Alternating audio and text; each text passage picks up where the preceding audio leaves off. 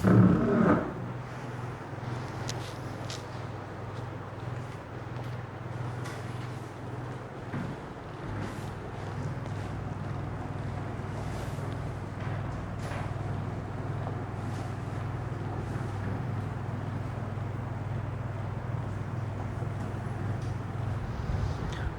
we will start with rotational dynamics.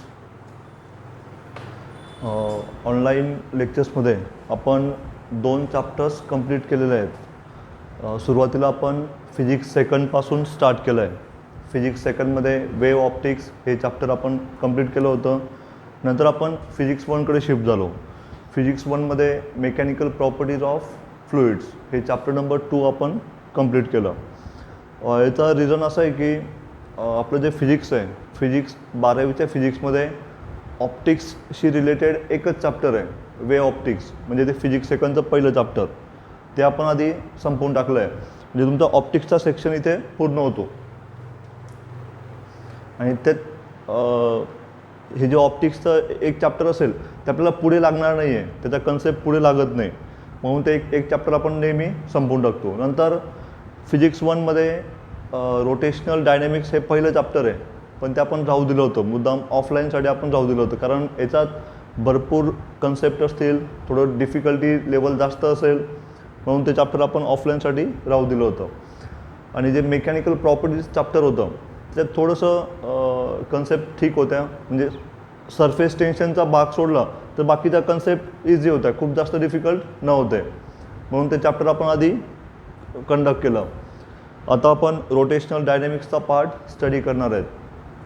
आणि फिजिक्समध्ये आता 2 वर्षापासून, आयुष लक्ष तिकडे, आयुष ना तुझं, 2 वर्षापासून जो सिलेबस बदलला आहे, तर फिजिक्समध्ये डिफिकल्टी लेवल NCERT सारखी त्यांनी केले 2 वर्षापासून.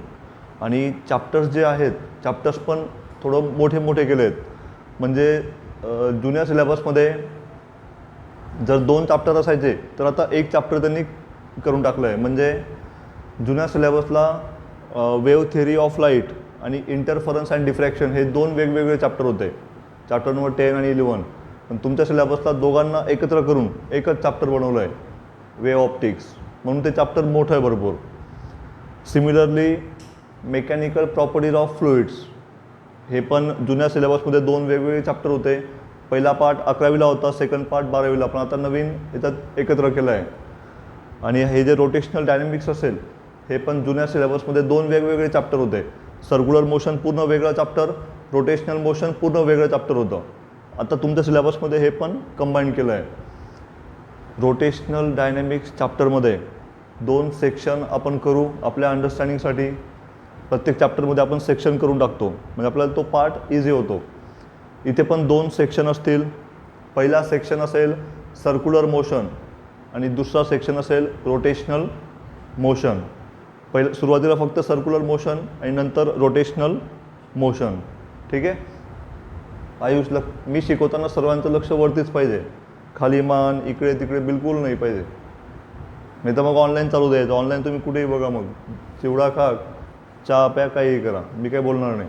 पण इथे आले सर्वांचं लक्ष माझ्याकडे पाहिजे. दिसत नसेल तर थोडं ॲडजस्ट करून कसंही बसा, मला ते काही प्रॉब्लेम नाही आहे, फक्त तुम्हाला दिसायला पाहिजे. आणि आपली जी नेहमीची पद्धत होती शिकवताना, जर एखादा पॉईंट 1-2 पॉईंट जर एक्स्ट्रा असतील तर ते नोटबुकमध्ये नोट करायचं. आणि शिकवताना नोट्स पूर्ण लिहायचं नाही आहेत. घरी गेल्यानंतर जे पण टॉपिक शिकवलेले असतील ते नोट्समधून वाचायचे आणि परत लिहून काढायचे. नोटबुक मेंटेन करायची आहे, ती नोटबुक रोज सोबत असू द्यायची. जर एखादं रफ वर्क असेल त्याच्यातच करायचं, एक्स्ट्रा पॉईंट असेल तो पण त्याच्यात लिहायचा आहे. ठीक आहे. नाऊ रोटेशनल डायनॅमिक्स चॅप्टर सुरू करण्याच्या आधी मोशन थोडं मी एक्सप्लेन करतो. रोटेशनल डायनॅमिक्सचे 2 पार्ट असतील. पहिल्या पार्टमध्ये सर्क्युलर मोशन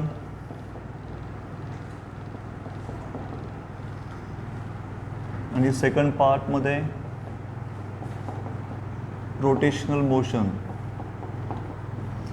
हे जे मोशन असेल ते मोशन थोडं मी एक्सप्लेन करतो. पूर्ण आपलं फिजिक्समध्ये जेवढेही आपण मोशन स्टडी करणार आहेत ते थोडंसं एकदा आपण ओव्हरलुक करून घेऊ. हे जे मोशन असतील, मोशनचे 3 टाईप्स असतात. 1 डायमेन्शनल मोशन, नंतर 2 डायमेन्शनल मोशन, नेक्स्ट असेल 3 डायमेन्शनल मोशन. 11वीला आपण 1 डायमेन्शनल मोशनचा स्टडी केलेला आहे. जर एखादा object along straight line move करत असेल तर त्याची मोशन असेल 1 डायमेन्शनल मोशन. त्याचं एक्झाम्पल असेल मोशन इन स्ट्रेट लाईन. ह्या मोशन इन स्ट्रेट लाईन जर असेल त्याला 1 डायमेन्शनल मोशन का म्हणतात, कोणी सांगेल? जर एखादा ऑब्जेक्ट, समजा मी जर एका स्ट्रेट लाईनमध्ये मूव्ह करतोय, पुढे गेलो मागे आलो, तर याला 1 डायमेन्शनल मोशन का म्हणतात, कोणी सांगेल? हां, एका डायरेक्शनमध्ये. अजून जर समजा एखादा ऑब्जेक्ट एका स्ट्रेट लाईनमध्ये मूव्ह करेल तर माझी पोझिशन दाखवण्यासाठी एकच ॲक्सिस लागेल. हा जो एक्स ॲक्सिस असेल, समजा हा +1 मीटर, 2 मीटर, 3 मीटर, -1, -2, ठीक आहे. म्हणजे एकच ॲक्सिस लागेल, फक्त एक्स ॲक्सिस. जर एखादा ऑब्जेक्ट स्ट्रेट लाईनमध्ये मूव्ह करत असेल तर त्याची पोझिशन दाखवण्यासाठी एकच ॲक्सिस लागतो, म्हणून त्याला ह्या मोशनला म्हणतात 1 डायमेन्शनल मोशन. डायमेन्शन म्हणजे ॲक्सिस, ठीक आहे. Now second 2 dimensional motion. याचे एक्झाम्पल असतात प्रोजेक्टाईल मोशन. 11thला आपण प्रोजेक्टाईल मोशन स्टडी केलेलं आहे. Projectile motion, circular motion, these are the examples of 2 dimensional motion. जर एखादा ऑब्जेक्ट प्रोजेक्टाईल मोशन करत असेल, म्हणजे समजा हा ऑब्जेक्ट, तिला जर मी आता या पॉईंटवरून फेकलं तर ही जी मोशन झाली ही आहे प्रोजेक्टाईल मोशन. किंवा सर्क्युलर मोशन, जर एखादा ऑब्जेक्ट सर्क्युलर मोशन परफॉर्म करत असेल ती पण असेल 2 डायमेन्शनल मोशन. एक बघू आपण, एक्झाम्पल देता येतं का?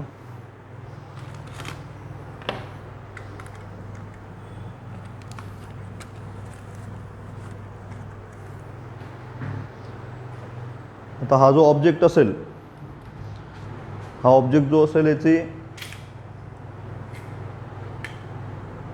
खराब झाला आहे तो.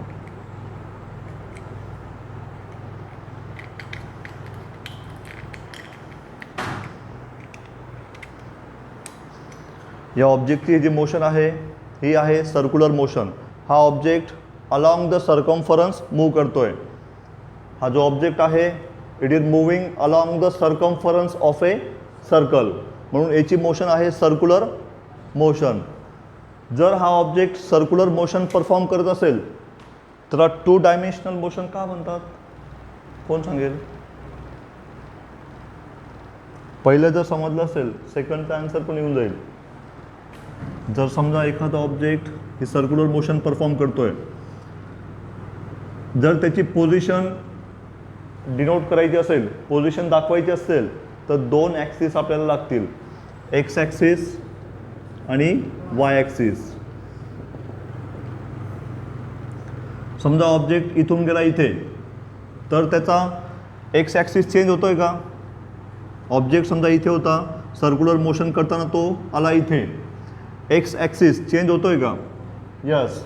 हा एक्स ॲक्सिस इथून इथपर्यंत हा एक्स ॲक्सिस चेंज झाला, ठीक आहे. आणि त्याचा वाय ॲक्सिस चेंज होतोय. आधी वाय ॲक्सिस इथे होता, नंतर तो आला या पॉईंटला, वाय ॲक्सिस पण चेंज होतोय. सो इथे कोऑर्डिनेट असतील x2 y2. समजा ऑब्जेक्ट इथून आला इथे, ह्या मोशनमध्ये त्याचा एक्स ॲक्सिस चेंज झाला. हा जो एक्स ॲक्सिस होता तो आता असेल इथे, म्हणजे हा एक्स ॲक्सिस चेंज झाला. सिमिलरली जो वाय ॲक्सिस होता, सुरुवातीला हा y2 इथे होता, तो चेंज होऊन आता हा y2 आला, y3 आला इथे वाय ॲक्सिस पण चेंज झाला. तो तर सर्क्युलर मोशनमध्ये ऑब्जेक्टची पोझिशन जर चेंज झाली तर दोन कोऑर्डिनेट चेंज होतात, एक्स कोऑर्डिनेट पण आणि वाय कोऑर्डिनेट पण. म्हणून सर्क्युलर मोशन आहे 2 डायमेन्शनल मोशन. ठीक आहे. सिमिलरली प्रोजेक्टाईल मोशन, समजा ऑब्जेक्ट इथून फेकला आपण आणि इथे आला, तर इथे पण एक्स ॲक्सिस पण चेंज होतो आहे आणि जो वाय ॲक्सिस असेल तो पण कमी जास्त होतो आहे. ती पण असेल 2 dimensional motion. Next 3 dimensional motion, त्याचं example motion in space.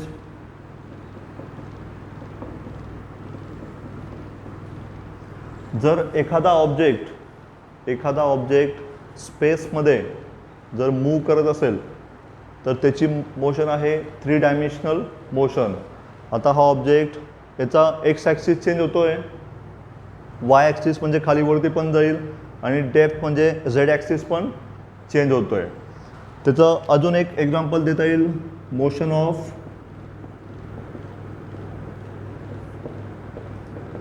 Flying bird.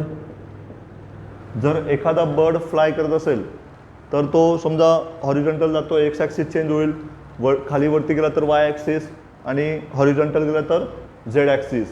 3 dimension change होतील, म्हणून त्याची मोशन असेल 3 डायमेन्शनल मोशन.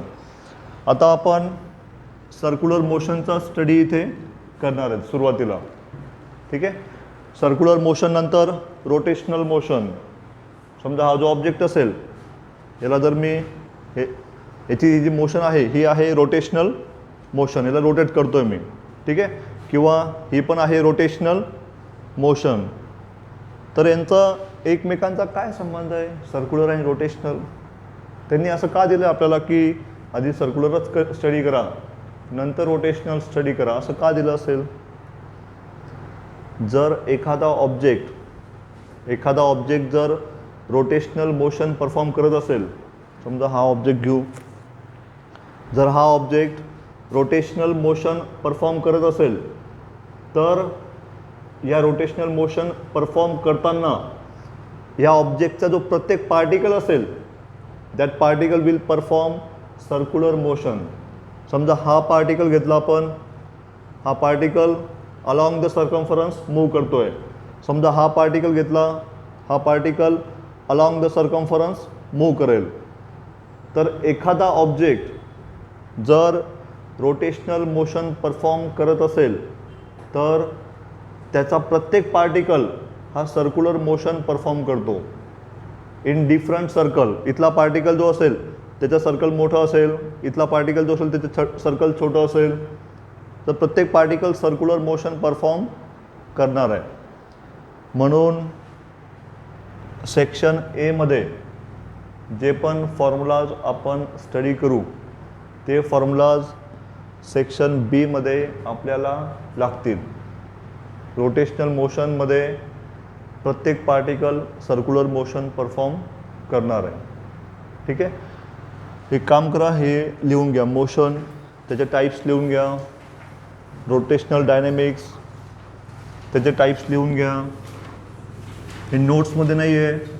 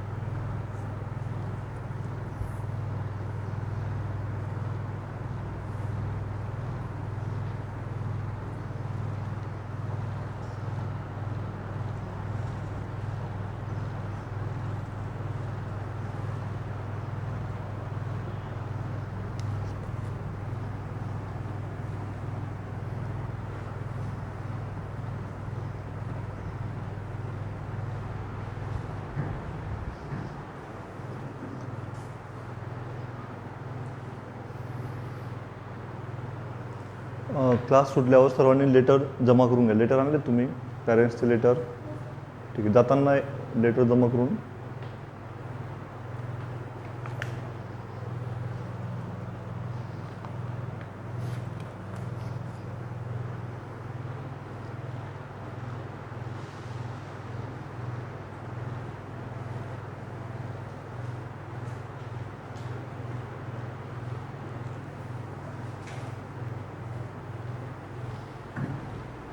हे लिहून झालं सर्वांचं? बाकी अजून?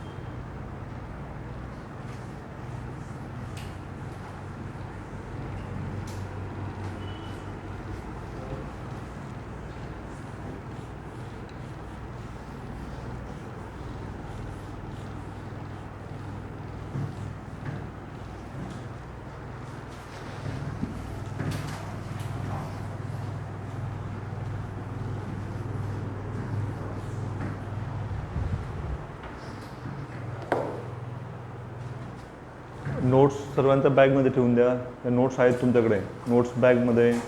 नोट्स वरती कधीच काढायचं नाही किंवा आणायचं पण नाही. नोट्स घरी आपल्याला वापरायचं आहेत किंवा सोबत राहू द्यायचं. जर एखाद्या वेळेस मी सांगितलं की हा पॉईंट करेक्शन करा किंवा एक्स्ट्रा लिहा, सोबत राहू द्यायचं, पण बॅगमध्येच राहू द्यायचं. सांगितलं त्यावेळेसच वरती काढायचं.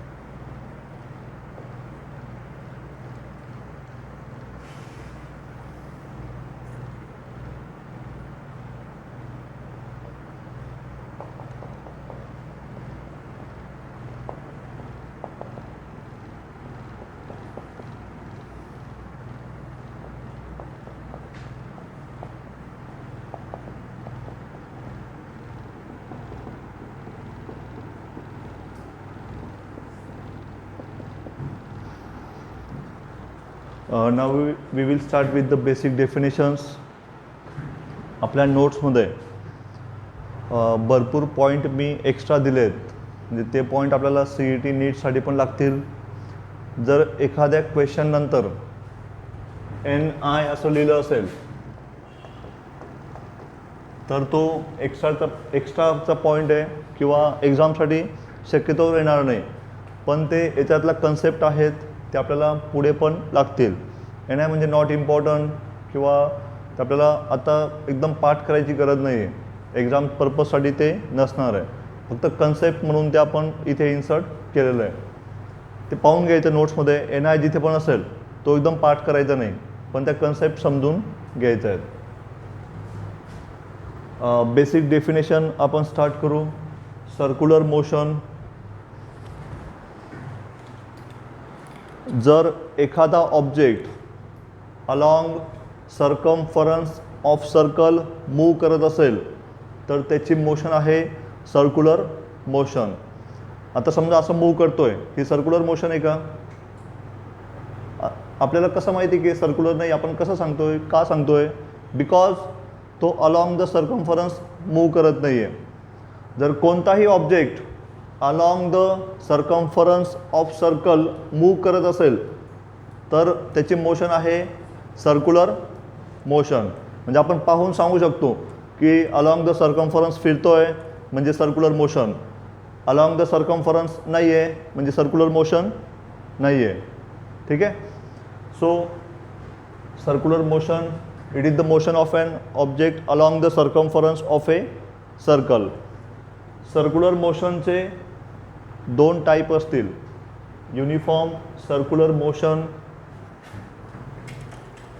याला शॉर्टमध्ये UCM असं पण लिहिलेलं असेल, बाकी ठिकाणी शॉर्ट फॉर्म यूज होईल. UCM म्हणजे युनिफॉर्म सर्क्युलर मोशन. आणि सेकंड टाईप असेल non uniform circular motion. Now first uniform circular motion, the motion of an object along the circumference of a circle with constant speed.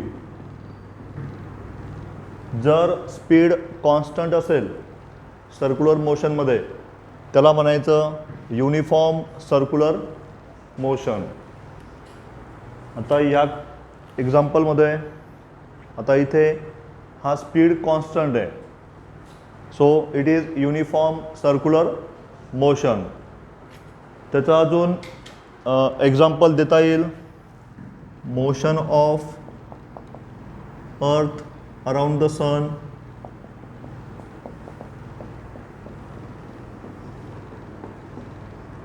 हे uniform circular motion आहे का? Earth around sun move करताना speed constant आहे, म्हणजे ती पण असेल uniform circular motion. किंवा motion of moon around the earth, ती पण आहे युनिफॉर्म सर्क्युलर मोशन. अजून example, motion of tip of minute hand or hour hand और सेकंड हँड.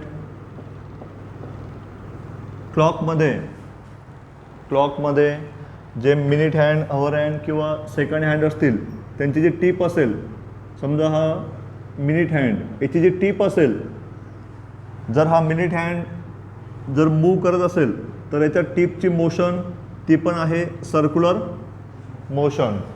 ठीक आहे. जर मिनिट हँड असेल तर त्याला 1 आवर कंप्लीट करण्यासाठी 60 मिनिट लागणार आहेत. प्रत्येक वेळेस 60 मिनिट, म्हणजे त्याची या टिपची मोशन आहे युनिफॉर्म सर्क्युलर मोशन. त्याचा स्पीड कॉन्स्टंट राहील प्रत्येक वेळेस. सेकंड हँड किंवा अवर हँड असेल तरी पण त्याचा स्पीड, त्याच्या टिपचा जो स्पीड असेल तो कॉन्स्टंट. सेकंड हँडला 1 मिनिट कंप्लीट करण्यासाठी 60 सेकंड्स प्रत्येक वेळेस लागणार आहेत. ठीक आहे. ती पण असेल युनिफॉर्म सर्क्युलर मोशन. इथे अजून एक पॉईंट लिहिला आहे मी, इट इज पिरियॉडिक मोशन. कोणतीही युनिफॉर्म सर्क्युलर मोशन जी असेल ती असेल पिरियॉडिक मोशन. पिरियॉडिक मोशन म्हणजे कोणाला माहिती आहे what is periodic motion? When a particle repeats its motion after equal time period, then this motion is called as periodic motion. When a particle repeats its motion after equal time period, then this motion is called as periodic motion. जर एखादा particle UCM perform करत असेल तर ती motion असेल periodic motion. कोणतंही असो. जर अर्थ असेल, motion of earth around sun, अर्थला एक सर्क्युलर मोशनसाठी किती वेळ लागतो? टाईम किती लागतो? 1 इयर, 365 डेज. परत म्हणजे 365, समजा इथून आपण कन्सिडर केलं अर्थ, 365 डेज नंतर अर्थ परत इथे येणार आहे, म्हणजे एक रिव्हॉल्युशनसाठी टाईम लागेल 365 डेज. परत नेक्स्ट रिव्हॉल्युशनसाठी पण 365 डेज, परत नेक्स्टसाठी पण 365 डेज. अर्थ repeat it's motion after equal time period, म्हणून ती असेल पिरियॉडिक मोशन. सिमिलरली जर मिनिट हँड असेल, मिनिट हँडला समजा इथून आपण कन्सिडर केलं तर परत इथे येण्यासाठी 60 मिनिट, परत इथे येण्यासाठी 60 मिनिट. म्हणजे कोणताही ऑब्जेक्ट जर युनिफॉर्म सर्क्युलर मोशन परफॉर्म करेल तर कंपल्सरी त्याचे मोशन असेल पिरियॉडिक मोशन. इक्वल टाईम नंतर ती रिपीट होणार आहे. Next, non uniform circular motion. The motion of an object along the circumference of a circle with varying speed. जर स्पीड व्हॅरी होत असेल, चेंज होत असेल तर ती सर्क्युलर मोशन असेल, नॉन युनिफॉर्म सर्क्युलर मोशन. त्याचं पर्टिक्युलर एक्झाम्पल देता येणार नाही. समजा आता ही मोशन आहे, इथे या ऑब्जेक्टचा स्पीड कमी जास्त होतो आहे, मध्येच जास्त स्पीड, कमी स्पीड, परत जास्त. आता स्पीड व्हॅरी होतो आहे म्हणजे ती मोशन असेल non uniform circular motion. Circular motion कोण डिफाईन करत आहे बॉईजमध्ये?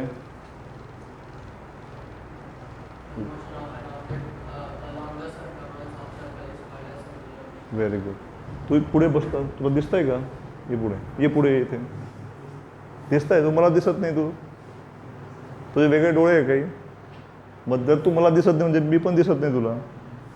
सेपरेट बस नाही, तिकडे बस, इथे बस ना. ये पाय, जागा भरपूर आहे. काय नाव आहे तुझं? दर्शन. दर्शन आव्हाड का? सरक इकडे, सरक ना जो. Next, uniform circular motion गर्ल्समध्ये.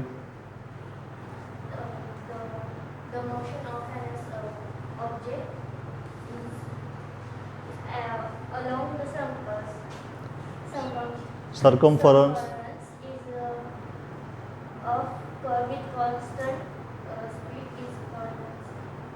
is called as uniform circular motion. त्याचे एक्झाम्पल्स. The motion earth around sun, the motion of minute hand, overhand or second hand. Non-uniform circular motion. Motion of object along the circumference with varying speed is called non-uniform. Varying speed is called as non-uniform circular motion.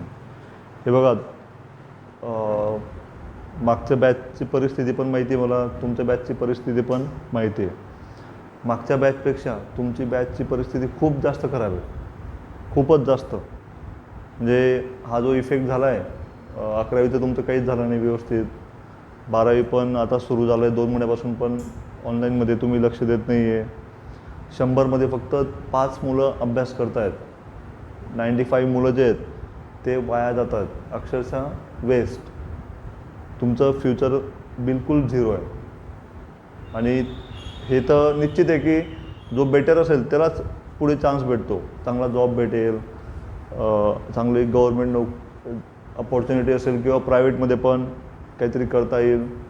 पण फक्त games खेळून, गाणे ऐकून कोणी job देणार नाही. तुम्हाला जर कॉम्पिटिशनमध्ये टिकायचं आहे तर तुम्हाला बेस्ट बनावं लागेल. जगात जो बेस्ट आहे त्यालाच पुढे नेलं जातं आणि जो बेस्ट आहे त्याला फेकून दिलं जातं. बरोबर आहे ना? समजा मी जर शिकवलं नाही व्यवस्थित, तुम्ही येणार क्लासला नाही येणार, तुम्ही बेस्टच सिलेक्ट करणार. फी जाऊ द्या, फी काही असो, पण बेस्ट पाहिजे तेच तुम्ही घेणार. म्हणून तुम्ही जर बेस्ट असेल तर तुम्हाला पुढे हे वर्ल्ड ॲक्सेप्ट करेल. तुम्ही जर बेस्ट असणार, काहीच कामाचे नाही आहेत, तर कोणीच तुम्हाला लक्ष द्यायला रिकामं नाही आहे. ठीक आहे? इफेक्ट खूप खराब झाला आहे लॉकडाऊनचा.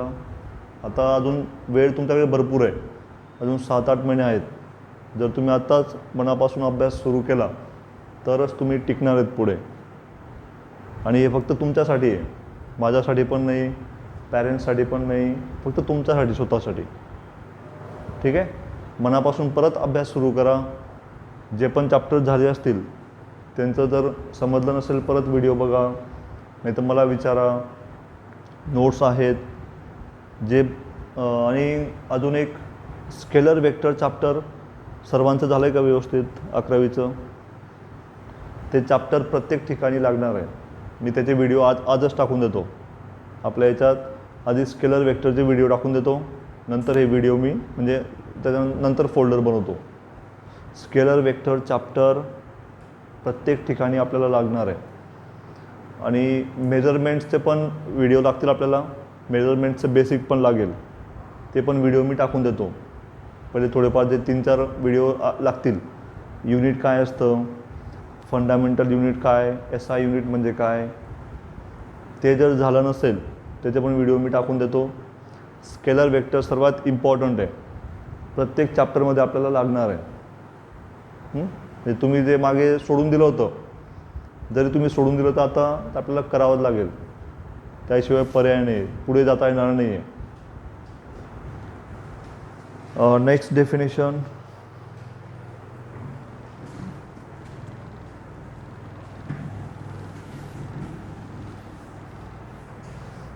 आणि घरी जाऊन टाईम वेस्ट जो करायच्या आधी तो बंद करा. गाणे, पिक्चर, गेम सर्व डिलीट करून टाका. मोबाईलमध्ये जे होतं तुमचं सर्व गेम्स डिलीट, सर्व पिक्चर्स, गाणे सर्व डिलीट करायचे डायरेक्टली. जे ॲप असतील ते पण अनइन्स्टॉल करा गाण्यांचे. असं केलं तरच तुमचं काहीतरी फ्युचर आहे, नाही तर पुढे मोबाईल घ्यायला पण पैसे राहणार नाही तुमच्याकडे. हा मोबाईल आईवडिलांनी दिला आहे, तुम्ही जर याचा दुरुपयोग केला पुढे मोबाईल घ्यायला पण पैसे नसतील, परिस्थिती खूप खराब होईल. म्हणून आताच एकदम स्ट्रेट जे काम आहे आपलं ते पूर्ण करायचं आहे. शिक्षण घ्यायचं आहे, पूर्ण मनापासून प्रामाणिकपणे शिक्षण घ्यायचं आहे. ठीक आहे.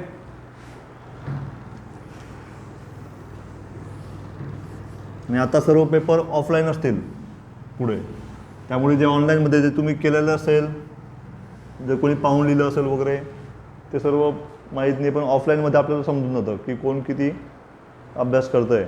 आता रिझल्ट जर पाहिला 30 सर्वजणांना 30, 39, 29, इकडे गर्ल्समध्ये पण तोच, असं इम्पॉसिबल आहे.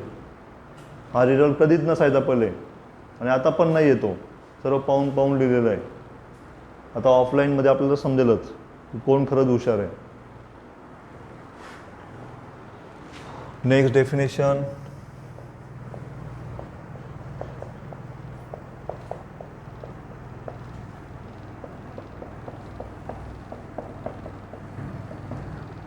Period of revolution.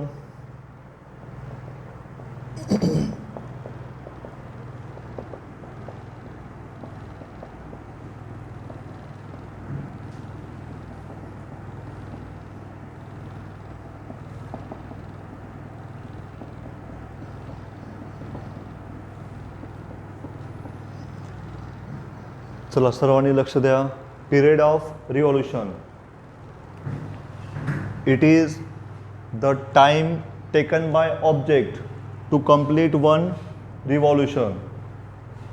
Period म्हणजे time, period of revolution.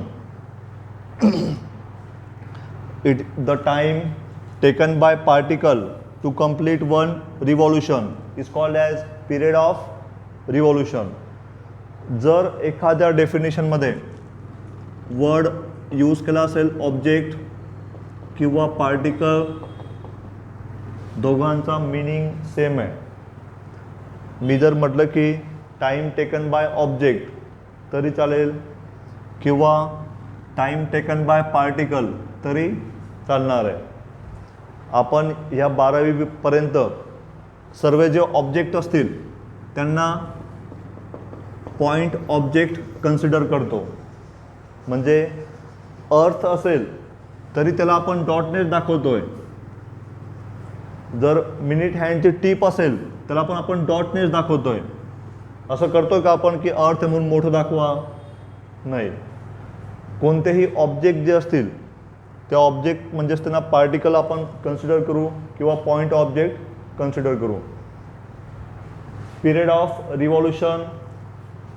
The time taken by object to complete one revolution is called as period of revolution.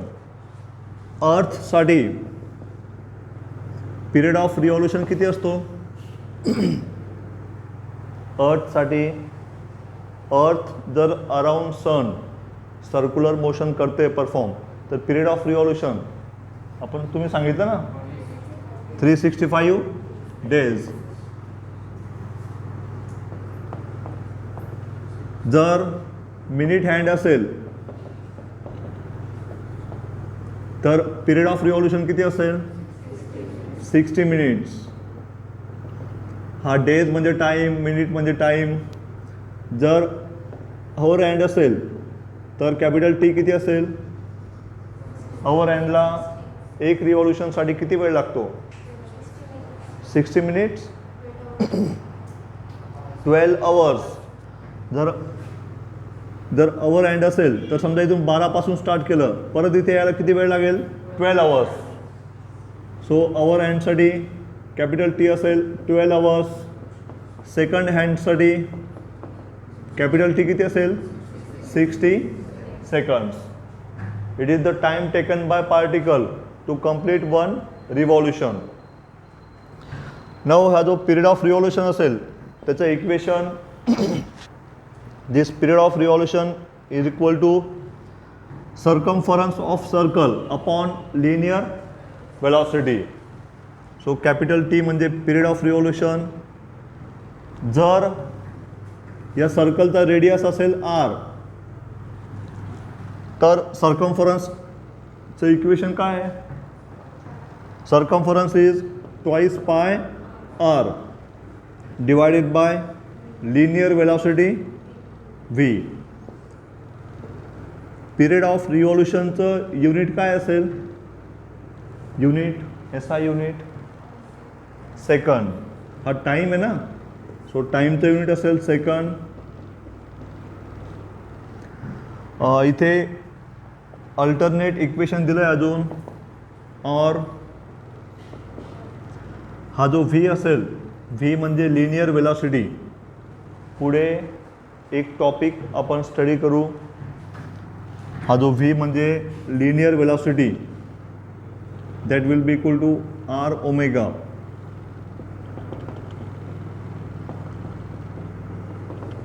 V म्हणजे लिनियर वेलॉसिटी आणि ओमेगा म्हणजे अँग्युलर वेलॉसिटी. आर म्हणजे radius.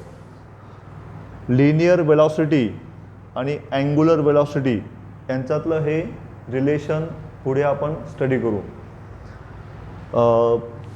Displacement ऐकलं का नाव, displacement जर linear motion असेल along the straight line त्याला म्हणतात लिनियर मोशन.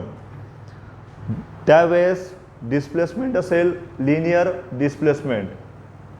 जर सर्क्युलर मोशन असेल तर अजून एक डिस्प्लेसमेंट ॲड होईल अँग्युलर डिस्प्लेसमेंट. पुढे डेफिनेशन येईल ते.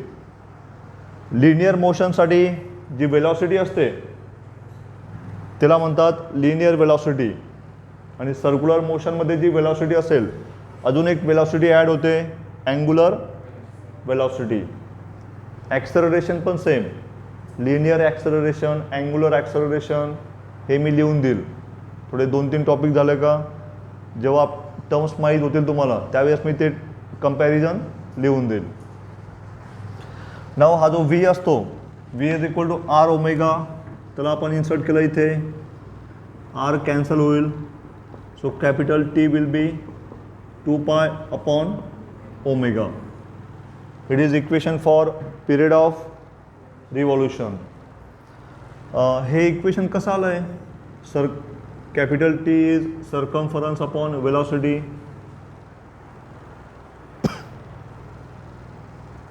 कोणी सांगेल, या इक्वेशनला असं लिहिता येईल का, linear velocity is equal to circumference upon capital T लिहिता येईल का. ठीक आहे.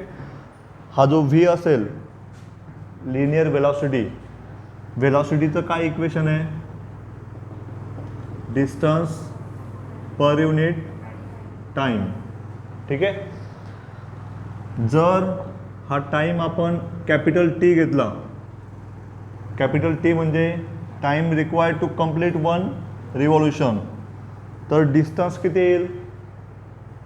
एक रिव्हॉल्युशन जर पूर्ण झालं किती डिस्टन्स ट्रॅव्हल होतो आहे? सर्कम्फरन्स.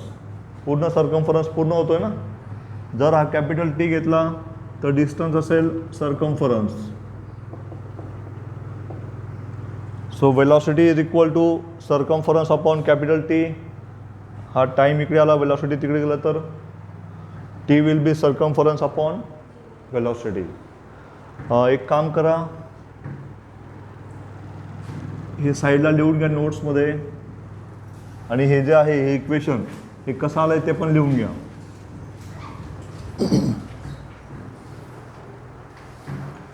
या इक्वेशनला ॲरो करून हे साईडला लिहून घ्या.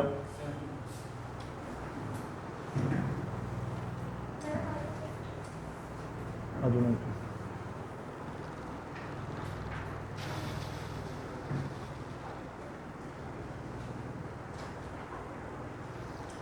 ॲरो करून हे लिहा, हे साईडला सर्कल करून लिहा.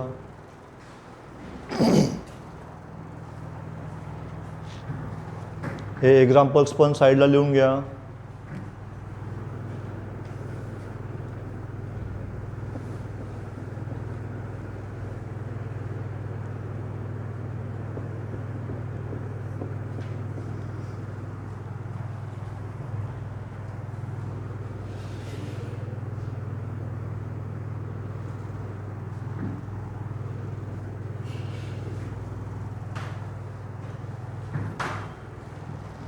एक्झाम्पल्स पण लिहून घ्या बाजूला.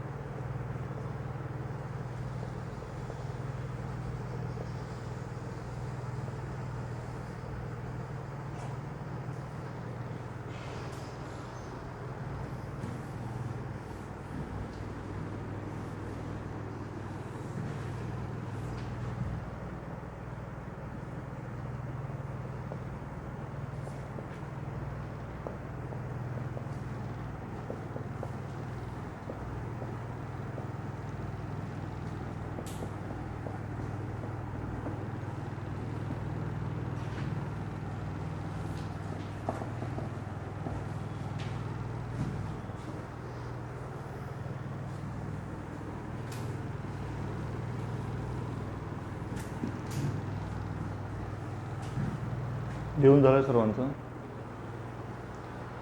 ठीक आहे. Next definition, frequency of revolution. सर्वांनी लक्ष द्या. Frequency of revolution, the number of revolutions perform by particle per unit time. Number of revolutions perform by particle per unit time is called as frequency of revolution. किती number of revolution perform होतात पर unit time. एखादा object जर circular motion perform करत असेल तर unit टाईममध्ये, given टाईममध्ये किती नंबर ऑफ रिव्हॉल्युशन परफॉर्म होतात. जर जास्त नंबर ऑफ रिव्हॉल्युशन परफॉर्म होतील, समजा आपण टाईम घेतला 1 मिनिट, जर समजा पहिली कंडिशन हा ऑब्जेक्ट सर्क्युलर मोशन परफॉर्म करतो आहे, ठीक आहे. समजा 1 मिनिटमध्ये हे रिव्हॉल्युशन झाले 100, समजा 100 रिव्हॉल्युशन कंप्लीट केले, ठीक आहे. सेकंड केस, जर आता सेकंड केसमध्ये जर 1 मिनिटमध्ये 200 रिव्हॉल्युशन होत असतील तर फ्रिक्वेन्सी कोणाची जास्त असेल? नंबर ऑफ रिव्हॉल्युशन जास्त म्हणजे फ्रिक्वेन्सी पण जास्त. सुरुवातीला गिवन टाईममध्ये नंबर ऑफ रिव्हॉल्युशन कमी म्हणजे फ्रिक्वेन्सी पण कमी. जर स्पीड जास्त असेल तर number of revolutions in given time वाढतील म्हणजे फ्रिक्वेन्सी पण वाढणार आहे. So number of revolutions perform by particle per unit time is called as frequency. जर हा टाईम आपण कॅपिटल टी घेतला, कॅपिटल टी म्हणजे पिरियड ऑफ रिव्हॉल्युशन. टाईम जर कॅपिटल टी घेतला म्हणजे पिरियड ऑफ रिव्हॉल्युशन, तर नंबर ऑफ रिव्हॉल्युशन किती असतील? जर टाईम कॅपिटल टी असेल, time required to complete 1 revolution, number of revolution किती असतील? 1 असेल ना. So number of revolutions will be 1. जर टाईम कॅपिटल टी घेतला तर नंबर ऑफ रिव्हॉल्युशन असतील 1. कॅपिटल टीचं इक्वेशन आपण स्टडी केलं आहे का? काय इक्वेशन होतं? 2π अपॉन ओमेगा. ओमेगा न्यूमरेटरला येईल, सो ओमेगा अपॉन 2π. हे अल्टरनेट इक्वेशन. अजून V is equal to R omega, therefore omega will be equal to V by r. हा ओमेगा म्हणजे असेल V upon r twice pi, then we will get V upon twice pi r. हे alternate equation लिहिता येणार आहे. फ्रिक्वेन्सीचं unit काय असतं? SI unit hertz. कोणतीही फ्रिक्वेन्सी असेल त्याचं SI युनिट असेल हर्ट्स. HZ ने त्याला डिनोट करता येणार आहे. एक काम करा, नोट्समध्ये हे 2 स्टेप लिहून घ्या, थोडं अजून अंडरस्टँडिंग होईल.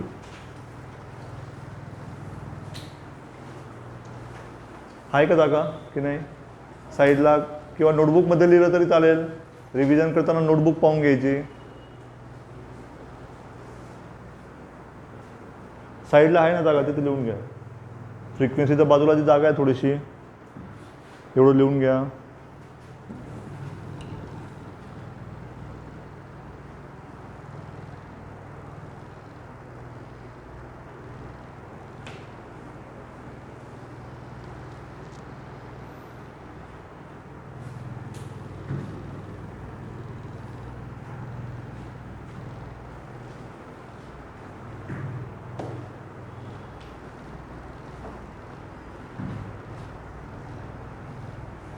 फक्त लिहा. ठीक आहे, आपण जे टॉपिक स्टडी केले त्याचं थोडंसं रिव्हिजन करू. थांबून घेऊ आता शूटिंग.